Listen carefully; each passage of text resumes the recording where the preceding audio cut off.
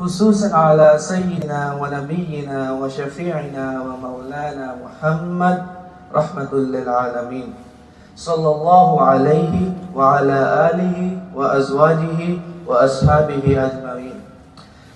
أما بعد، قال الله تعالى في القرآن المجيد والفرقان الحميد: أعوذ بالله من الشيطان الرجيم.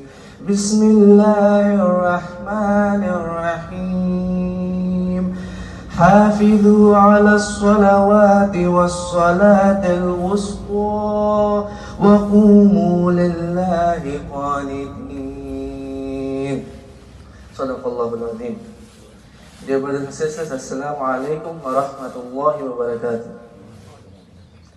All thanks and praises are due to Allah subhanahu wa ta'ala, who has prepared paradise for His believing slaves and prepared hellfire through His justice and wisdom for the sinners and disbelievers. I bear witness that there is no deity worthy of worship except Allah alone, without partners, and I bear witness that Prophet Muhammad sallallahu alayhi wasallam is the messenger and servant of Allah. Today's topic of our khutbah is the importance of daily 5-time prayers. Salat, or namaz, meaning prayer in English, is the second of the 5 pillars of Islam and an obligatory religious duty for every Muslim. It is a physical, mental, and spiritual act of worship that is observed 5 times every day at prescribed times. While facing the Kaaba in Makkah, the holy city of Muslim, one stands, bows, and prostrates oneself and concludes with sitting on the ground. During each posture, one reads certain verses, phrases, and prayers. Ritual purity or wudu is a precondition. Salah consists of the repetition of a unit called a rak'ah, a sequence prescribed actions and words. The number of rak'ah varies according to the time of day and other factors. Allah, the Exalted, the Able, owner of most honorable and high names and attributes, said in the Holy Book, the Quran, Surah Baqarah, verse 238, which I recited before: Hafidhu ala salawati was salatil wusqa wa qumu lillahi qanitin. Meaning, guard or protect strictly your as-salawat, or your 5 obligatory prayers, especially the middle salat, Salatul Asr, and stand before Allah with obedience. In one of the Sahih Hadiths of Sunnah Nasai, it said, An Abdullah bin Burayda radiyallahu anhu bihi qal, قال رسول الله صلى الله عليه وسلم إن العهد الذي بيننا وبينهم الصلاة فمن تركها فقد كفر. It was narrated from Abdullah bin Burayda radiyallahu anhu that his father said, the Messenger of Allah sallallahu alayhi wasallam said, the difference between a Muslim and a non-Muslim is salah. Whoever abandoned it committed disbelief. These are the words of Prophet Muhammad sallallahu alayhi wasallam explaining the importance of praying 5 times a day. But the question is, how many of us actually pray 5 times a day? Please be the judge of yourself and decide what is your status based on the mentioned hadiths. The difference between a Muslim and a non-Muslim is salah. Whoever abandoned it committed disbelief.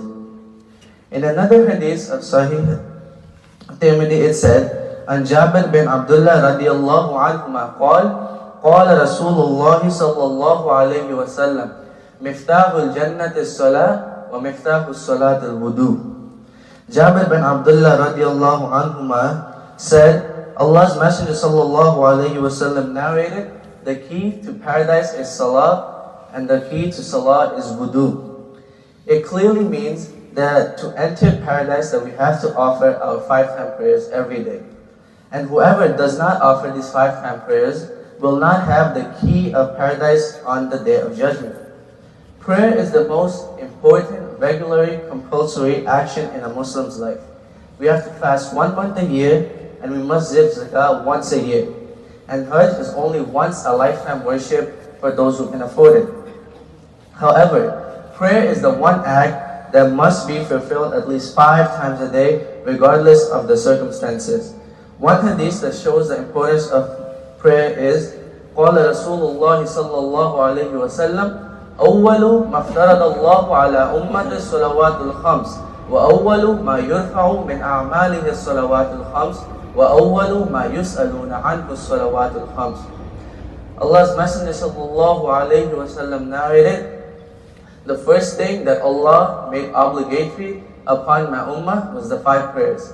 And the first thing that Allah will ask them from their acts of worship is about the 5 prayers. Now, this shows us that the first thing we're going to be questioned about is our prayers. And inshallah, if our prayers are good, the rest of our deeds will be good as well. However, if we do not pass in our prayers, then the rest of our deeds are in danger as well.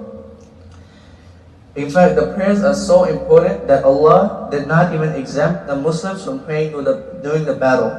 In one hadith of Sahih Hadith of Tirmidhi, it says, Rasulullah sallallahu alayhi wa sallam yaqul, Inna awwala ma yuhasibu bihi al-abdu yawm al-qiyamah min amalihi salatu, fa in saluhat faqad aflaha wa anjaha, wa in fasadat faqad khaba wa khasira, fa in tanqasa min faridati shay'un, قال الرب عز وجل انظروا هل لعبدي من تطوع فيكمل بها ما انتقص من الفريدة ثم يكون سائر عمله على ذلك.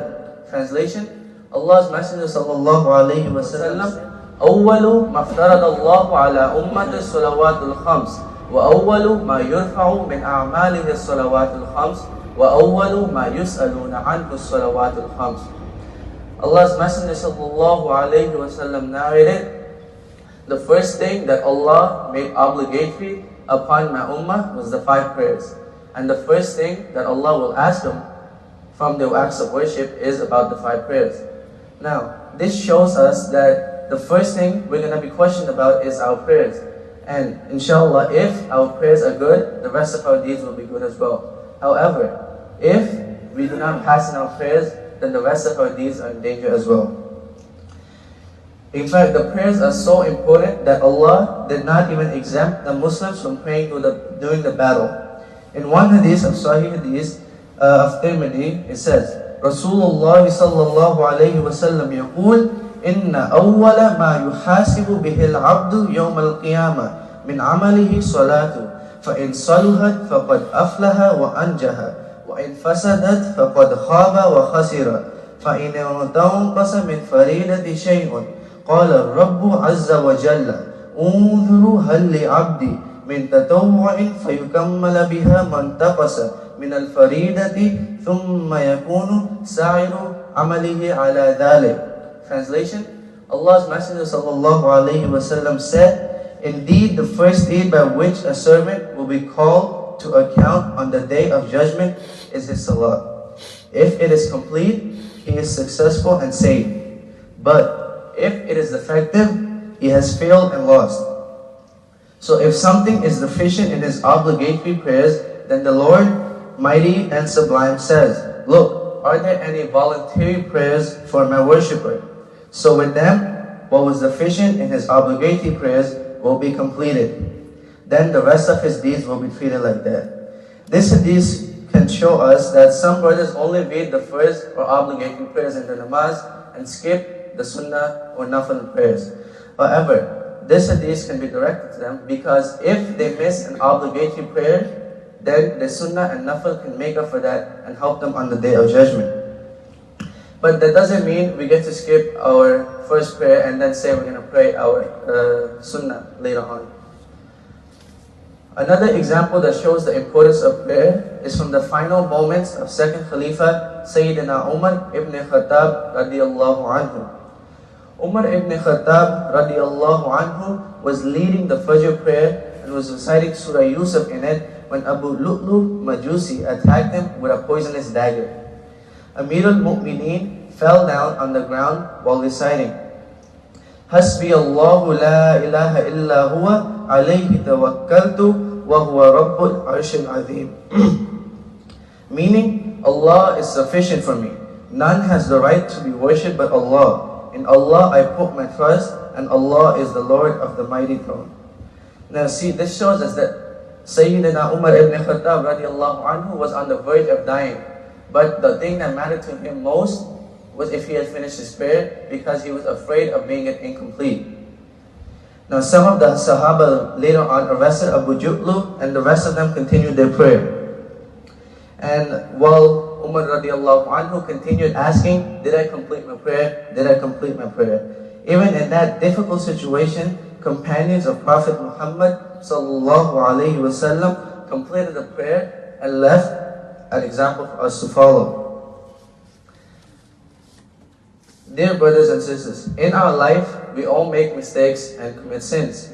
One of the benefit of prayers we learn in one hadith in which Prophet Muhammad ﷺ said, consider if one of you had a river by his door, in which he bathed 5 times a day, would any filth or dirt remain on him?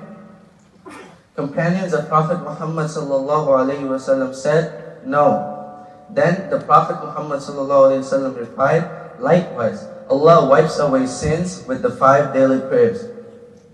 This hadith shows, if we wash ourselves 5 times a day, will any of us ever get sick or be contaminated with a disease?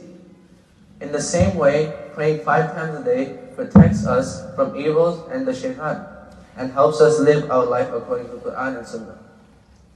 In another hadith of Prophet Muhammad ﷺ said, prayer in congregation is better than praying alone by 27 degrees. Now this means when we come to Masjid for Jama'ah, our one prayer is equal to 27 prayers. Now if we had to pray 27 prayers by ourselves, our knees would give out, we would start having pain in our back. That's why the value of coming to the Masjid to pray together is that of 27 demand. Also, when the prayer is performed in congregation, it cultivates brotherhood, it brings us close together, equality and humbleness between Muslims. The worshippers stand in rows, shoulder to shoulder, without any distinction of race, nationality, color, wealth, or family status, and all pray together as one body. This act of unity helps demolish all barriers which stands between unity and brotherhood. When we come to the masjid together, we learn about each other, we get to know the problems that are going around us, and we can sit together in one place and try to solve them all. Also, praying brings us all together in the masjid to help each other out just in case one of us needs something. And now, I end my khutbah by making dua for us by saying, I pray that Allah make us among those whose prayers become key to paradise. Ameen. أقول قولي هذا واستغفر الله لي ولكم ولسائر المسلمين من كل ذنب فاستغفروه إنه هو الغفور الرحيم.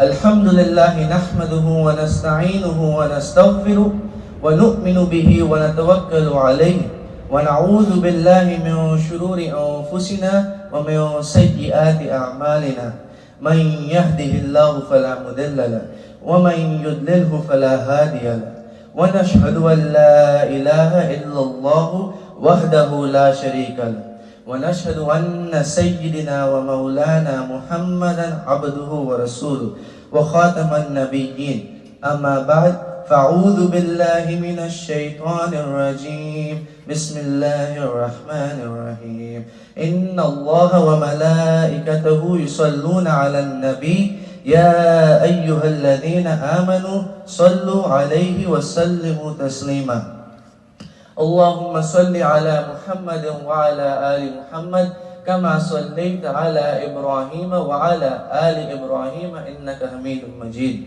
اللهم بارك على محمد وعلى آل محمد كما باركت على إبراهيم وعلى آل إبراهيم إنك حميد مجيد عن عبد الرحمن بن عوف رضي الله عنه قال قال رسول الله صلى الله عليه وسلم أبو بكر في الجنة وعمر في الجنة وعثمان في الجنة وعلي في الجنة وطلحة في الجنة والزبير في الجنة وعبد الرحمن بن عوف في الجنة وسعد في الجنة وسعيد في الجنة وأبو عبيدة بن جراح في الجنة رضوان الله تعالى عليهم أجمعين.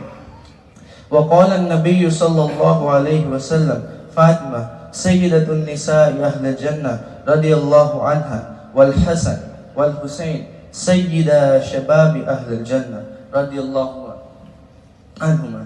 اللهم اهدنا فيمن هديت وعافنا فيمن عافيت وتولنا فيمن توليت وبارك لنا فيما أعطيت وقنا شر ما قضيت فإنك تقضي ولا يقضى عليك إنه لا يذل من واليت ولا يعز من عاديت تباركت ربنا وتعاليت وصلى الله على النبي.